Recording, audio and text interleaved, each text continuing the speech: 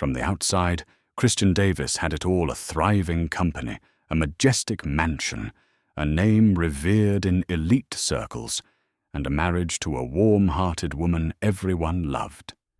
Yet beneath that polished exterior lay old wounds and a poisonous yearning for a love he once lost. When the past quietly slipped back into his life, Christian turned his back on everything good he had, leaving his pregnant wife Fiona in the shadows. Little did he know that the choice he made would unravel every thread of success he prided himself on setting in motion, a reckoning far harsher and far more dramatic than he ever expected. Christian Davis was born into privilege.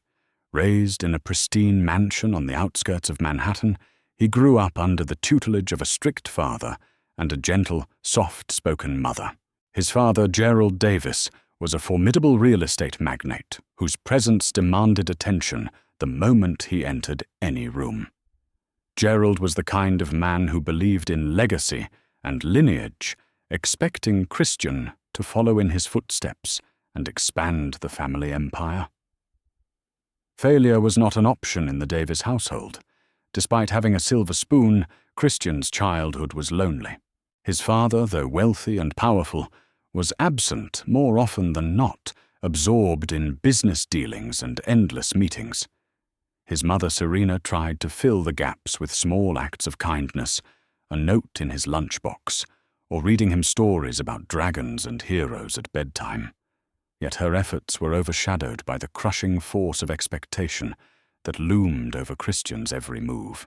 If he dared to color outside the lines at kindergarten, his teacher would get a friendly reminder phone call from Gerald Davis about the importance of structure and discipline.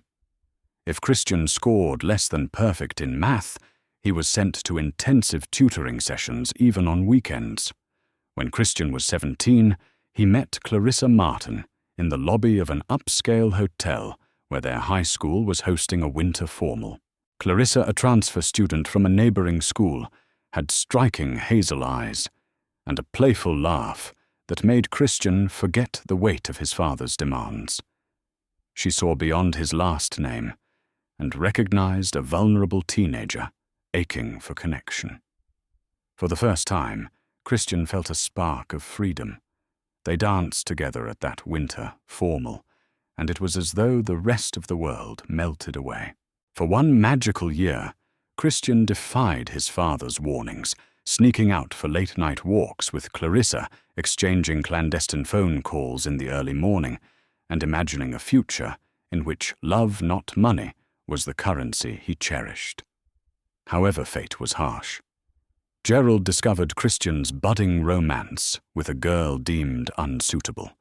The Davises had legacy to uphold, and Clarissa's background was, in Gerald's eyes, far from acceptable. She was from a humble family, and her father, Leonard Martin, had once filed for bankruptcy. This stain on her family was enough for Gerald to orchestrate a scenario that forced Clarissa out of Christian's life. She moved away after her parents faced mounting pressures from their creditors and in rumor from Gerald Davis himself. Christian never got the closure he needed. Clarissa vanished, leaving a heartbroken teenage boy with no answers. Over time, Christian's heartbreak gave way to cynicism, fueling his ambition to prove his worth to the father who overshadowed every choice. He poured his soul into the Davis real estate empire, eventually founding a high-tech property management firm called Davis Innovations.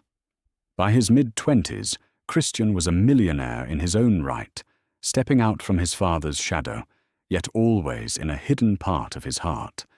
Clarissa lingered like a ghost. Time did not stop for Christian, nor did it erase Clarissa's memory. But life marched on and new people entered his world. At a friend's charity event for underprivileged youth, Christian found himself standing next to Fiona Adams. She was speaking animatedly with a group of donors about the need to support community art programs. Fiona had a background in social work and was fiercely passionate about giving a voice to those who had none. Her blue eyes lit up whenever she spoke about causes dear to her heart. For reasons beyond his own understanding, Christian was drawn to her. Maybe it was her sincerity, something he had found lacking in the people who circled him for power and money. They struck up a conversation, and Fiona's warmth and authenticity gently cut through Christian's guarded exterior. She asked questions about his upbringing, but never once judged him for his wealth. Instead, she was curious about how he could use his status to improve the lives of others. Fiona's compassion and straightforwardness provided a stark contrast to the wealthy socialites Christian usually encountered at high-profile gatherings. Their relationship developed quietly, without the spectacle or drama that had marked Christian's teenage romance. They began dating. Fiona introduced him to a life where small, meaningful gestures mattered. Instead of extravagant restaurants, she would suggest a local cafe that employed individuals in recovery programs. Instead of lavish gifts, she appreciated handwritten notes expressing real emotion. Christian slowly discovered an inner peace he hadn't known since he lost Clarissa. But it was a different type of love, mature, comforting, and built on mutual respect. When Gerald Davis found out about Fiona, he was initially dismissive, calling her just another fleeting fancy. However, once he realized that Fiona came from a stable family, had a respectable background, and held degrees from reputable universities, he considered her marginally acceptable. It was not a glowing endorsement, but Christian was used to his father's aloof stance. For the first time, Christian didn't care to wage war with Gerald about love. He didn't need approval. He was no longer the trembling teenager. He was a successful entrepreneur capable of making his own decisions. 3 years into the relationship, Christian proposed to Fiona at a small garden behind a community center she supported. It wasn't a grand or elaborate event. It was intimate with just close friends and family, except for Gerald, who was away on a business trip in Singapore. Fiona wore a simple, elegant white dress. Christian was in a tailored suit. They exchanged vows under a lattice of white roses and baby's breath. It was the happiest day of Christian's life since the moment he first fell in love. However, the universe had other plans. As if to remind Christian that his past still flickered in the corners of his conscience, Clarissa returned to Manhattan. News of her return came through an old friend who mentioned seeing her at the Metropolitan Museum of Art. Christian tried to ignore the pang in his chest. After all, he was happily married now, with a wife who loved him and a bright future ahead. Or so he believed. Fiona and Christian enjoyed a relatively peaceful first year of marriage. They settled into a sleek penthouse in Midtown, a compromise between Christian's preference for modern luxury and Fiona's desire for easy access to community centers where she volunteered. For a while, life seemed perfect. That was until Fiona discovered she was pregnant. She had been feeling fatigued and queasy for weeks, but brushed it off as stress from her demanding work. When she finally visited her doctor, the news lit up her entire world. Over dinner, she placed the pregnancy test next to Christian's plate as a playful reveal. The look on his face, shock followed by joy, told Fiona that she had made the right choice in marrying him. She teared up at his unfiltered excitement. He lifted her into his arms, twirling her around the living room as if they were dance partners in a fairy tale. Their excitement burst forth into preparations. They started browsing baby names. Fiona wanted to keep things simple. Emily for a girl, James for a boy, names that signified timeless strength and love. Christian surprised by how eager he was to be. A father began reading parenting books. He even offered to take birthing classes. It was a side of him Fiona had not seen, a man ready to step away from the stifling expectations of the Davis name and forge a meaningful bond with his child. So many nights the two of them would lie in bed, Christian's hand on Fiona's growing belly, whispering about the life they were bringing into the world. Yet amidst this bliss, A single seed of disruption had been planted Clarissa's return. Christian told himself again and again he was over her. She was a relic of the past. He never even bothered to confirm if she was truly back in Manhattan, ignoring the subtle rumors swirling among old acquaintances. But fate has a way of pulling threads we pretend we've cut loose. One afternoon, Christian was rushing out of a cafe on Madison Avenue after a lunch meeting, carefully balancing his phone and a stack of files. He bumped into someone, nearly dropping everything. Apologies tripped off his tongue before he recognized her face. Clarissa stood before him, still sporting the same hazel eyes that had haunted his dreams, though they now held a maturity that spoke of hardships and journeys untold. For a split second, he forgot who he was and where he was. The noise of the city seemed to dissolve. They exchanged awkward small talk. She was there for a gallery exhibition. She had pursued a career in art restoration and curation. He was there for a business meeting, obviously. An uncomfortable tension filled the air. Then came the invitation. She was curating an exhibit that weekend at a private gallery in Soho, and hinted that it would be lovely if he stopped by. Christian struggled to find a reason to refuse. He walked away that day with a sense of foreboding, as though he had just unraveled a carefully woven tapestry of marital bliss. The memory of her voice lingered, stirring something inside him that he thought had died long ago. As the days passed, Christian found himself battling an internal war. On the one hand, there was Fiona, pregnant with his child, and offering him a future grounded in unwavering commitment. On the other hand, there was the resurgence of a love that once defined his entire youth, a complicated flame that had never truly been doused. Curiosity gnawed at him. He wanted to know why Clarissa had returned, and how she had navigated her life after vanishing so abruptly. That question of what if grew louder each day.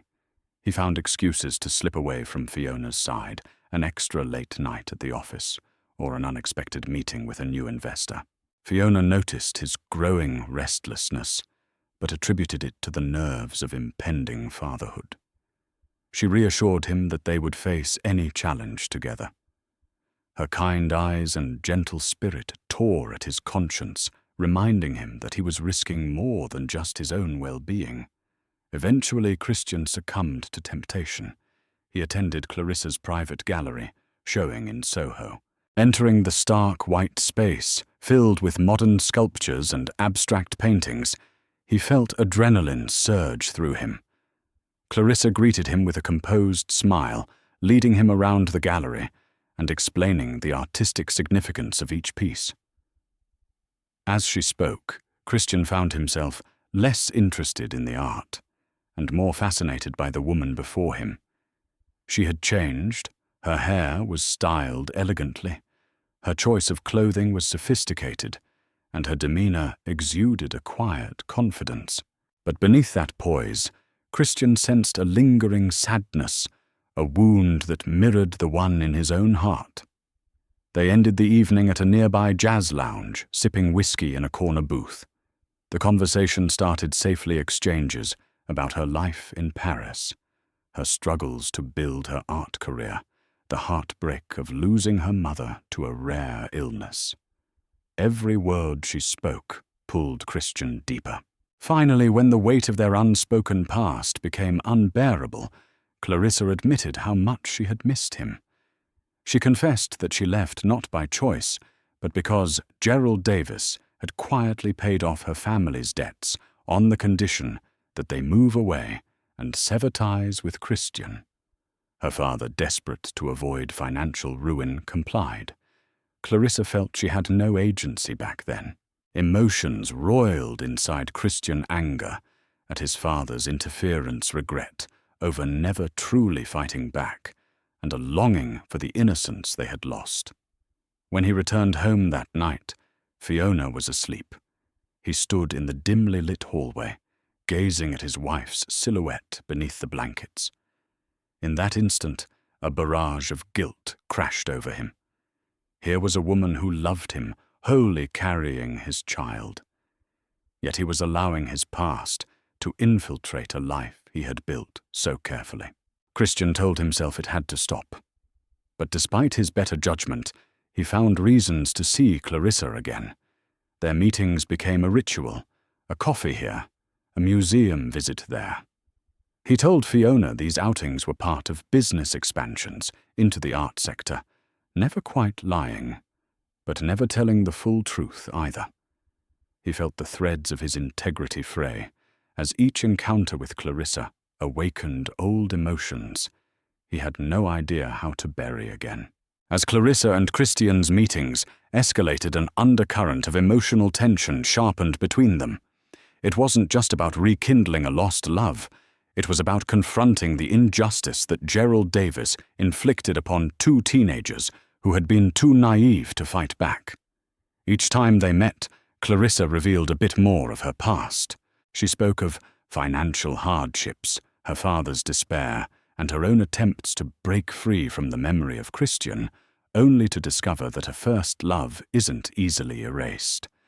Their encounters were not overtly romantic, no candlelit dinners or stolen kisses, but the emotional charge was undeniable. They shared an intense connection, one that left Christian reeling every time he returned to Fiona. As Fiona's pregnancy progressed, she began to glow in that special way expectant mothers do. She wore loose, comfortable dresses, and her hands would drift protectively over her growing belly. She always had a cheerful word for Christian, despite noticing his distraction. Fiona believed his occasional distance was due to the stress of business. She knew how demanding the real estate industry could be. Gerald Davis, sensing something was amiss, invited Christian to dinner at the Davis mansion. Over an extravagant meal, Gerald pressed Christian about potential new ventures. Christian, uncertain if his father had discovered anything about his renewed contact with Clarissa, chose his words carefully. But Gerald seemed only concerned with the future of Davis Innovations and how Christian should consider a strategic partnership with a major property conglomerate in Europe. Although the conversation revolved around finances, Christian couldn't shake the suspicion that Gerald was testing him. One evening, Christian was working late in his home office, going over property management portfolios. Fiona entered with a cup of chamomile tea and placed it on his desk. She gently massaged his shoulders. He felt her love in every gesture, which made his guilt all the more unbearable. A few moments later, she mentioned that her mother, Elaine Adams, had invited them for Sunday brunch. "I told her we'd come if you're free," Fiona said, her voice calm. "We haven't spent much time with family since everything got so busy." Christian forced a smile and nodded. "Of course," he replied. He thought about how he should be focusing on Fiona and the life they were creating. Yet the next morning, he found himself sending a text to Clarissa, asking if she was free for lunch. They met at a quaint Italian restaurant in Little Italy. Midway through their meal, Clarissa pulled out old photographs from her wallet, pictures of her and Christian at the winter formal. It startled him to see himself so young, eyes filled with naive hope. Then she showed him a more recent picture, her mother lying in a hospital bed, smiling despite her gaunt appearance. Clarissa explained how she had spent her last savings on treatments that only prolonged her mother's life by a few months. Tears rimmed Clarissa's eyes as she described those lonely nights holding her mother's hand, wishing Christian was there. Christian reached out to comfort her, and she leaned her head on his shoulder. A hush enveloped them. In that moment, they both realized they were teetering on the edge of a boundary they swore not to cross. But the heart seldom heeds caution. That afternoon ended with Christian cradling Clarissa in his arms, promising her that he would not abandon her again. He left the restaurant with a sense of foreboding, aware that he was dangerously close to shattering his own marriage. Fiona's pregnancy moved into its second trimester, and she began to experience the predictable bouts of backaches and fatigue. Christian tried to be present, attending checkups, reviewing the nursery design with her, even reading her chapters from parenting books before bed. But mentally, he was drifting. He felt like he was living two lives. One with Fiona radiated safety and stability. The other with Clarissa stirred an untamed passion that filled the emptiness he had carried since his teenage years. The emotional strain soon manifested in arguments. Fiona confronted Christian about his increasingly frequent absences. "I understand work is demanding," she said one evening, tears brimming in her eyes, "but please don't shut me out. I'm going through this pregnancy, and I can't do it alone." Christian tried to reassure her with half-truths, talking about expansions and new deals, but the more he lied, the more he despised himself. Despite his inner turmoil, Christian's business thrived. Davis Innovations secured a lucrative contract with an international hotel chain to implement a state-of-the-art booking and management system. The media lauded Christian as a visionary, a scion who had surpassed even his father's achievements. Magazines clamored for interviews praising his philanthropic endeavors, many of which were influenced by Fiona's passion for community welfare. Ironically, the wider world believed him to be a paragon of modern success, dedicated husband, soon-to-be father, and business mogul. They had no idea of the storm brewing within. It wasn't long before Christian's divided attentions caught up with him. Clarissa began dropping hints that she wanted a more significant place in his life. She talked about traveling to Europe together, or perhaps starting a charitable initiative in her mother's memory. "We could fund an arts scholarship for underprivileged kids," she suggested, looking at Christian with a blend of hope and expectation. Christian realized she was envisioning a future that could only happen if he left Fiona. The weight of that thought clenched his heart. One afternoon, Clarissa introduced Christian to her close friend Monica, who had also worked in art curation. Over coffee, Monica brought up the complexity of Clarissa's situation. "She's been through a lot," Monica said, pointedly, as Clarissa stepped away to take a phone call. "She deserves happiness. I really hope you can give that to her this time." The implication was clear. If he was going to be in Clarissa's life, he needed to be all in. There was no space for half measures. As Christian drove home that day, he felt the lines between love and duty blur to the point of indistinction. Fiona was no longer just his wife. She was the mother of his unborn child. Clarissa was more than a first love she represented, a past forcibly torn away, an unresolved ache. He found himself asking questions he had never considered. Could he love them both? Would he be forced to choose? And if he did choose Clarissa, how would he live with the guilt of abandoning Fiona and their child? His phone buzzed with a text from Clarissa. "I want to talk. Really, talk. Can you come by my place tonight?" Christian stared at the screen, heart pounding. It was the moment he had dreaded, a confrontation that would force him to confront his deepest desires and his greatest responsibilities. Still, he replied, "Yes, I'll be there." That evening, Manhattan pulsed with city lights and the distant wail of sirens. But inside Christian's penthouse, the quiet was deafening. Fiona sat curled up on the couch in her favorite robe, a prenatal book resting unopened on her lap. She hadn't seen much of Christian lately. He'd claimed to be swamped with work, dealing with urgent investors' project launches, impossible deadlines. She wanted to believe him. She needed to believe him. But her instincts whispered otherwise. Christian, meanwhile, was in a cab uptown, rehearsing lies. Again, he had told Fiona he was meeting an international investor, flying in for one night only. He had even added that he might stay out late to close the deal.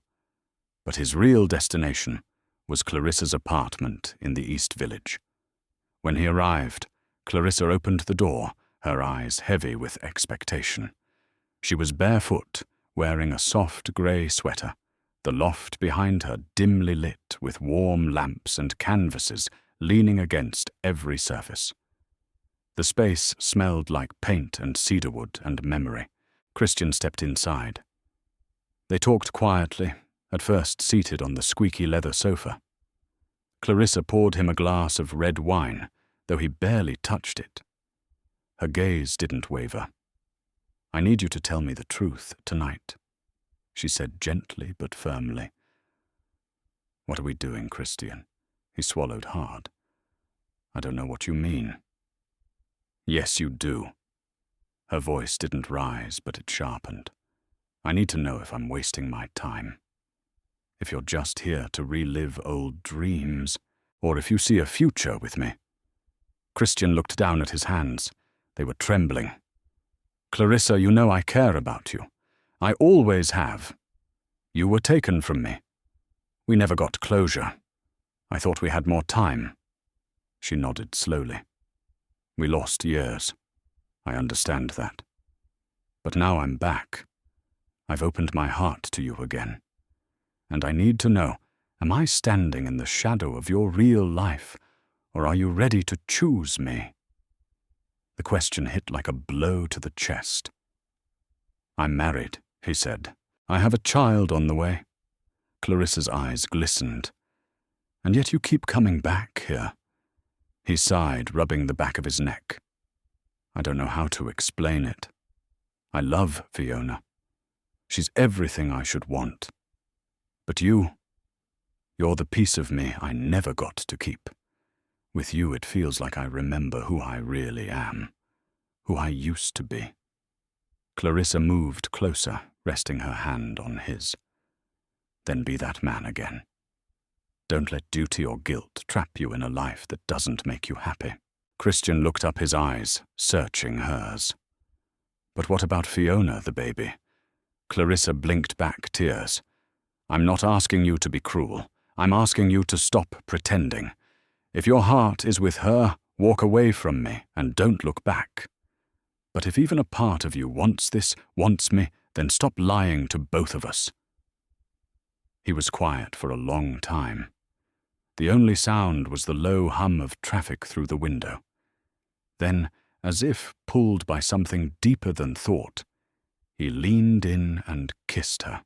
It wasn't explosive or wild. It was slow, hesitant, full of unspoken longing. Her hand slipped around his shoulders as they sank into the moment. When they finally pulled apart, their foreheads touched, breath mingling. "I never stopped loving you," he whispered. She nodded, eyes closed. "Then don't let go again."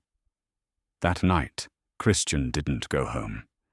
He stayed in Clarissa's arms, tangled in a warmth he hadn't felt in years. But sleep didn't come easily. He lay awake while Clarissa dozed beside him, staring at the ceiling, guilt dripping steadily into his heart like water into stone. He had crossed a line that could not be uncrossed. And back home, Fiona sat awake too, alone in the dark, feeling her baby stir beneath her ribs, and wondering why the man who had promised her forever suddenly felt so far away. Fiona had always been intuitive. It was what made her such a natural at social work. She could sense unspoken pain, hidden truths, and changes in energy. So when Christian began behaving oddly more tender than usual, but also strangely distant, she noticed. At first, she chalked it up to the stress of preparing for fatherhood. He was a high-profile CEO, after all. He had always carried his stress in silence. But this was different. He flinched when she asked simple questions about his schedule. He kissed her forehead, like a man saying goodbye, rather than good night. And then there was the faint smell of unfamiliar perfume on one of his dress shirts.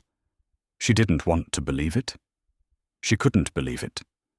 Christian had stood by her during the early nausea, had helped pick paint colors for the nursery, had whispered to their baby late at night. He wouldn't. He couldn't betray them. Still, the doubt lingered.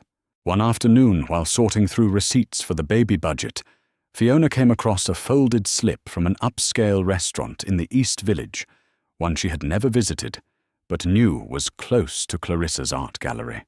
Her hands trembled.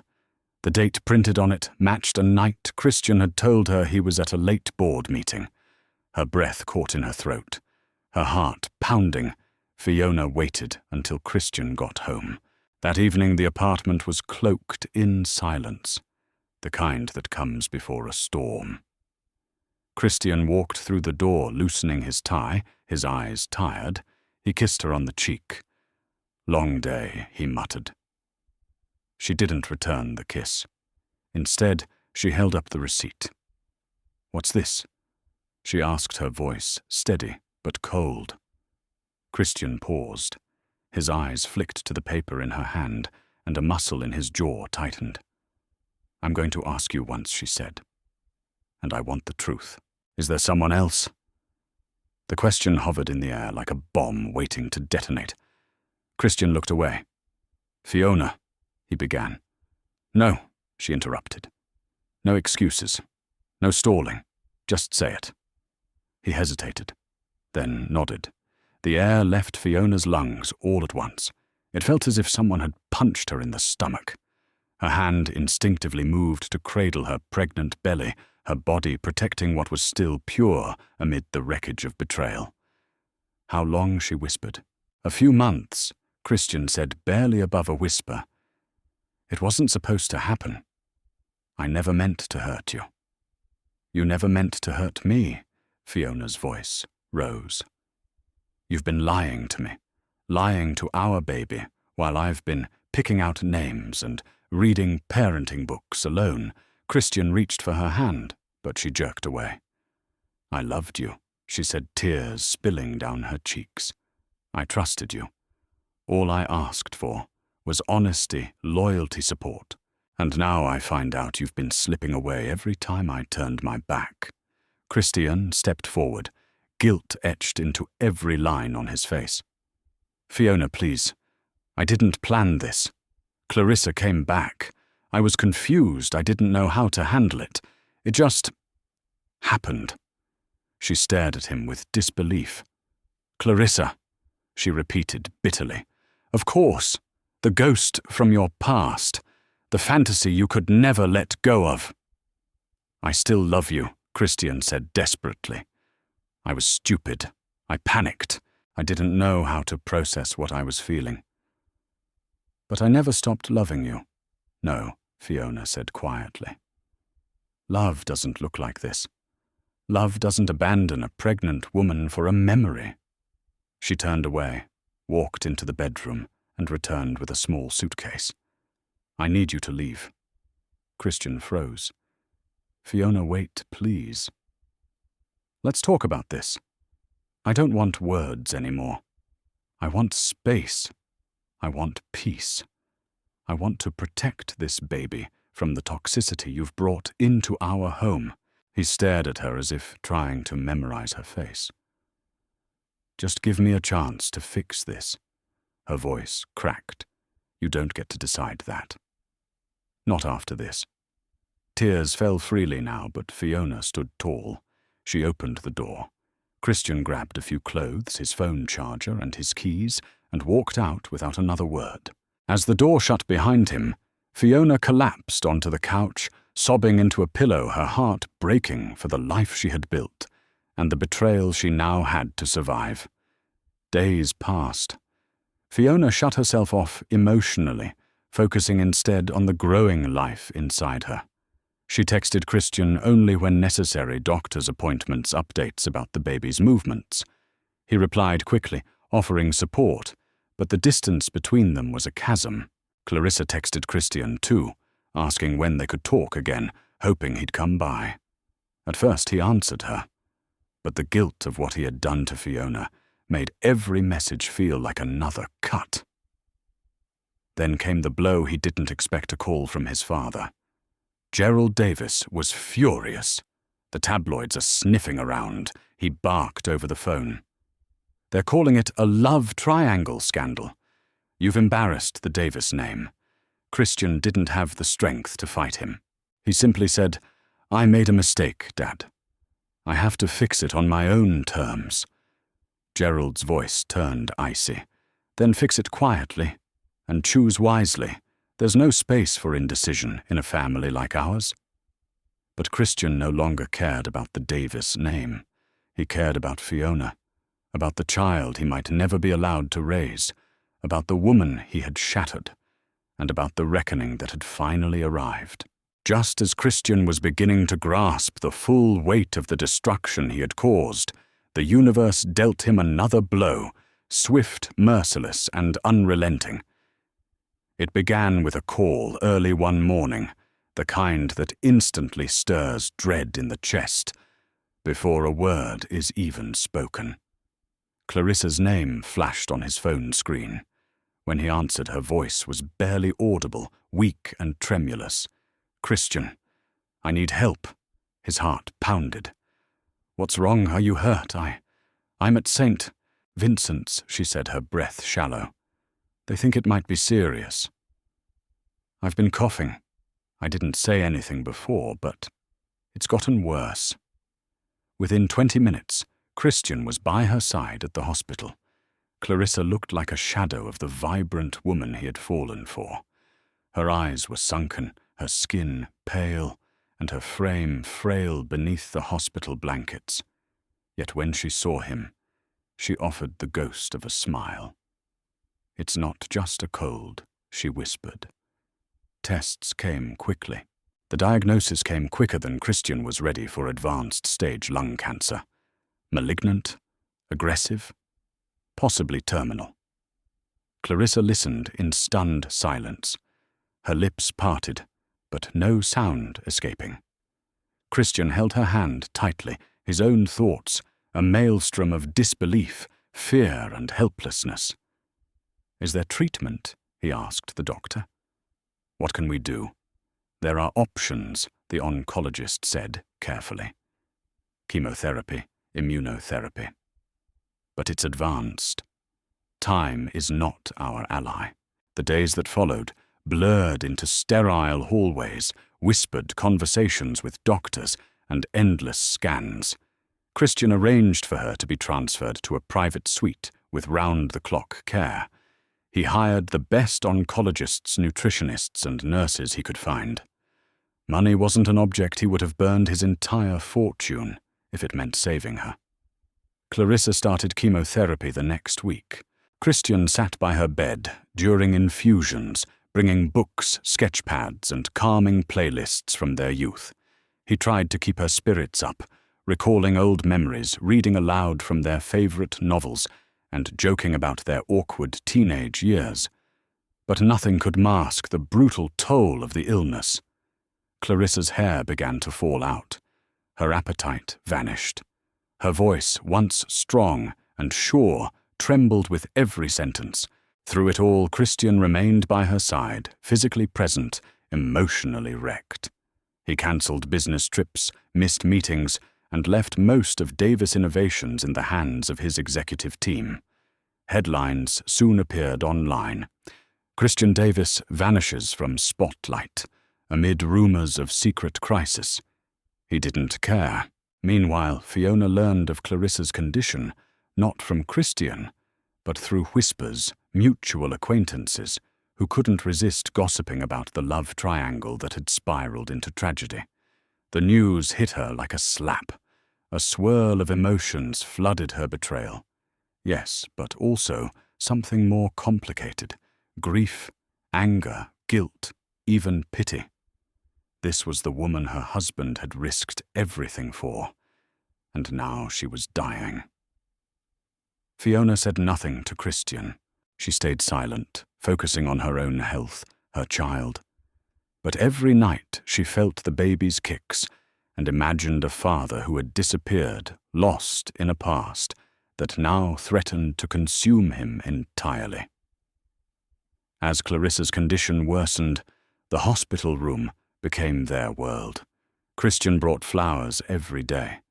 He played jazz music softly in the background, On good days, Clarissa would smile faintly and trace her finger along the rim of her water glass. On bad days, she simply stared at the ceiling, lost in the fog of pain and fatigue. One stormy evening, Christian found her at the window, gazing at the rain streaking the glass. Her shoulders trembled as she spoke. "I didn't come back to die," she whispered. "I thought I had time. I thought maybe we could finally have what we lost." Christian wrapped his arms around her. "We did have time, Clarissa. Maybe not forever, but we had these moments." She shook her head gently. "I'm scared." He kissed her forehead, unable to stop his tears. "So am I." Her decline was rapid after that night. The treatments no longer held back the disease. Her voice disappeared. Her energy dwindled to almost nothing.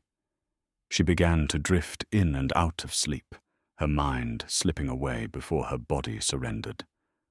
Christian stayed. Day after day, night after night, the nurses brought him blankets and coffee. He barely noticed. He read to her even when she couldn't respond. He held her hand through the quiet hours, whispering promises, prayers, and apologies. Fiona, hearing from friends that Clarissa was in her final days, sat alone in the nursery, hands on her stomach, wondering what her own future would look like. She didn't text Christian, didn't call. The pain was too raw, but she couldn't stop herself from imagining him in that hospital room, grieving a woman she had never met yet, who had defined so much of her husband's heart. One early morning, just as dawn painted the skyline in fragile hues of pink and grey, Clarissa's breathing slowed. A nurse checked the monitors. Christian felt the stillness before the machine confirmed it. Her grip on his hand loosened. She was gone. For a long time he didn't move. He simply stared at her face, now peaceful, as if the pain had finally let go. A soft sob escaped his lips. He pressed his forehead to her knuckles and cried like a man who had finally realized the cost of chasing ghosts. Later he called the only person who mattered now. Fiona didn't answer. He left a message. "She's gone. I don't know what happens next. But I want to come home. Not to what we were, but to whatever you'll allow me to be. For the baby. For us. I'm sorry, Fiona. I'm so sorry." And with that, Christian Davis, once untouchable, once adored, sat alone in a hospital room, filled with silence, regret, and the quiet memory of a love that came too late. Clarissa's death left Christian hollowed out his heart, an echo chamber of regret, remorse, and memories he could no longer touch. In the days that followed, her funeral time seemed to unravel. He moved through life like a man underwater, muffled and slowed by a grief he didn't know how to carry. The only thing louder than the silence Clarissa left behind was the guilt pounding in his chest. Back in his hotel suite, Christian sat in darkness most nights, replaying every moment that had led to this.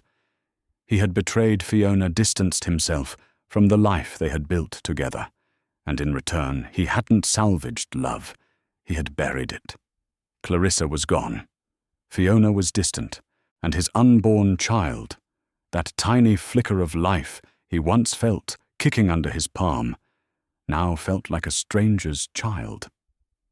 He stopped showing up at Davis Innovations. Calls from investors went unanswered. His executive team scrambled to keep the company afloat, but the media caught wind of his sudden disappearance. Christian Davis, grieving former flame. Missing from boardroom, one headline read. Another crueler one called him the millionaire who gambled his legacy and lost. His father Gerald summoned him home. The confrontation was inevitable. Christian arrived at the Davis mansion under a low grey sky, feeling like a prodigal son who'd burned not just his inheritance, but the bridges that once led him home. Gerald was waiting in the study behind the same grand oak desk where he had once berated Christian for getting a B in calculus. "You've made a spectacle of yourself," Gerald said, his voice low and sharp.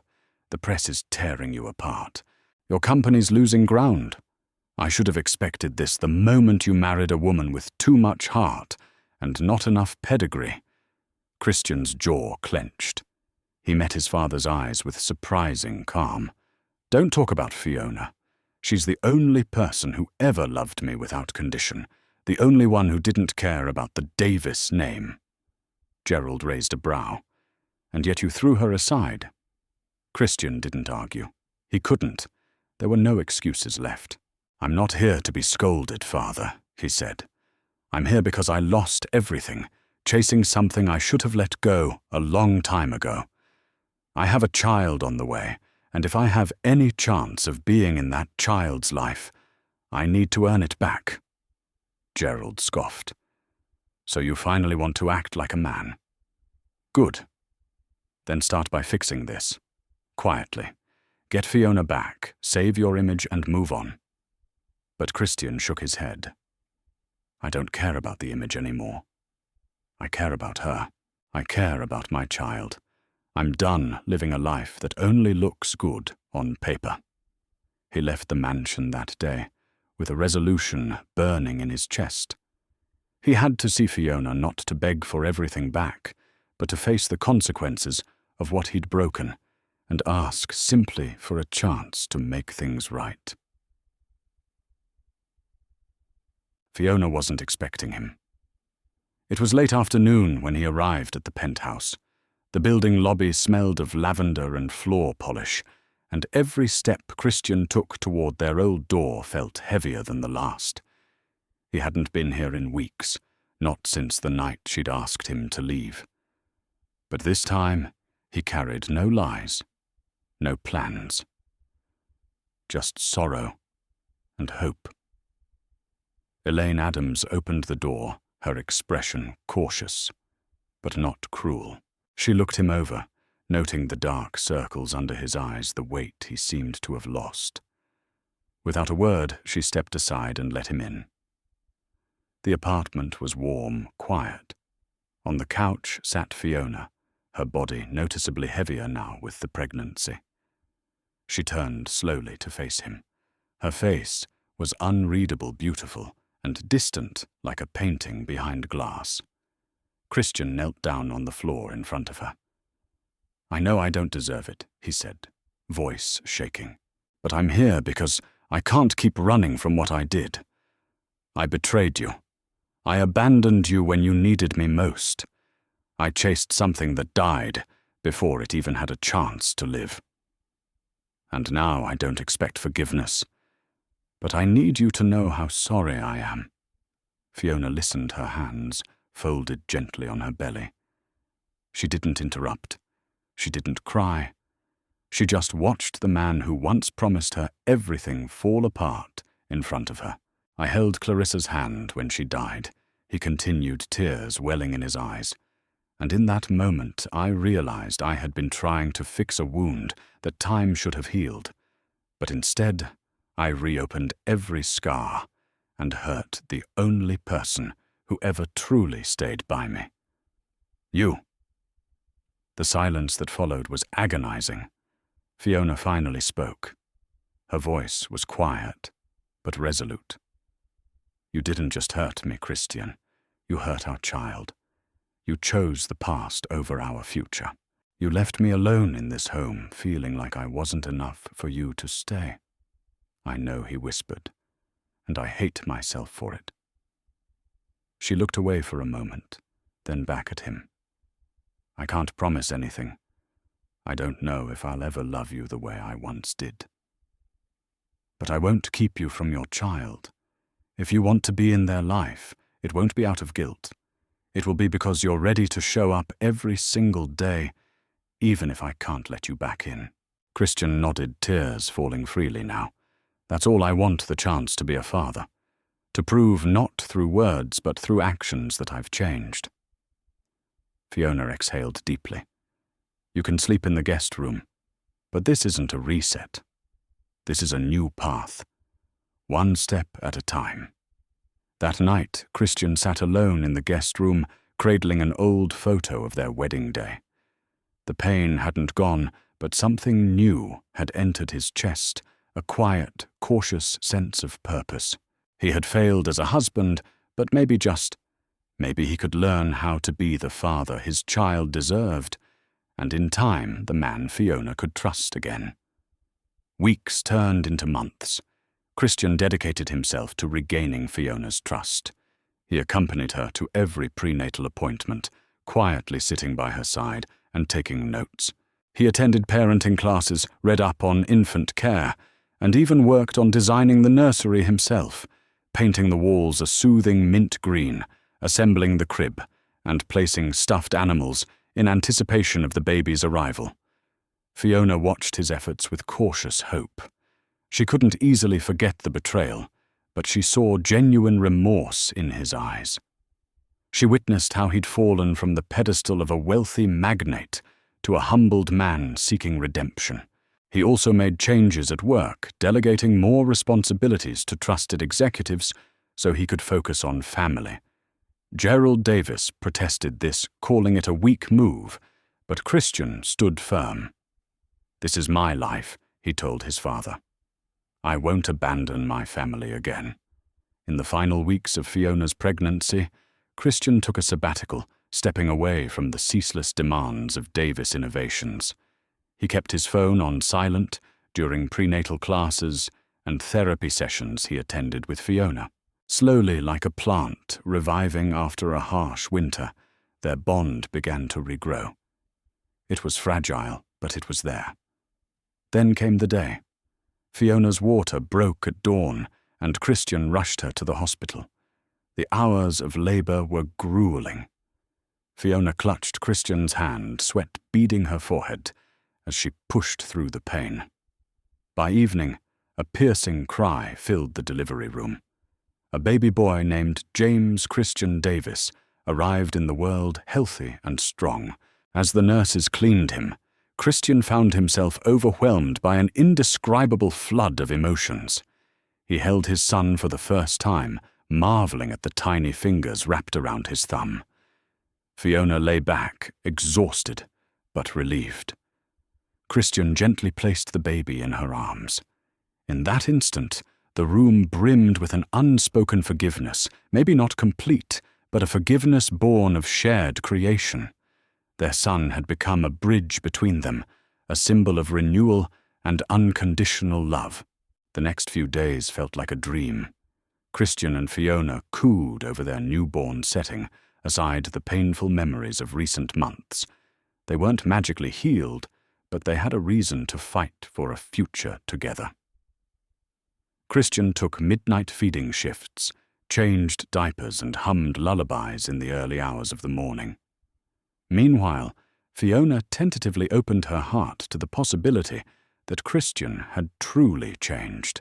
In time, Christian considered ways to honor Clarissa's memory without allowing it to overshadow his present. He created a charitable foundation in her mother's name, the Aurora Martin Foundation, to fund cancer research and support art therapy programs. Fiona, recognizing that grief and love are intertwined, contributed her social work expertise to help shape its mission.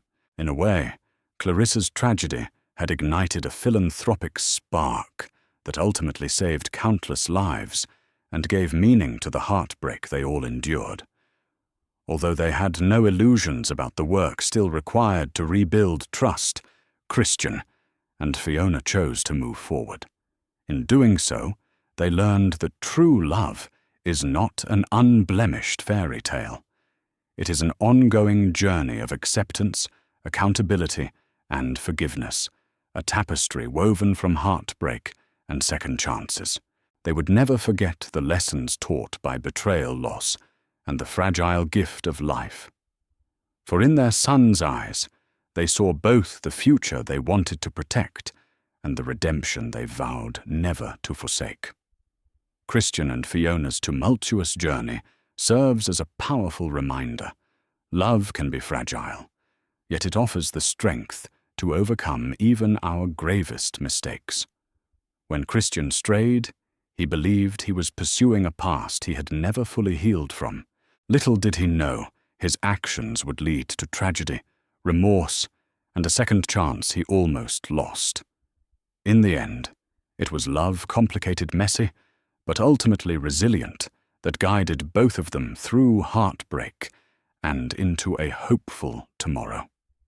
If you found value in this story of betrayal, loss, and redemption, please consider supporting our channel. Like this video to show your encouragement, share it with friends who might appreciate the message, and subscribe to join our community for more engaging stories. Your support helps us continue to create heartfelt content that speaks to the power of empathy growth and true human connection. Thank you for watching.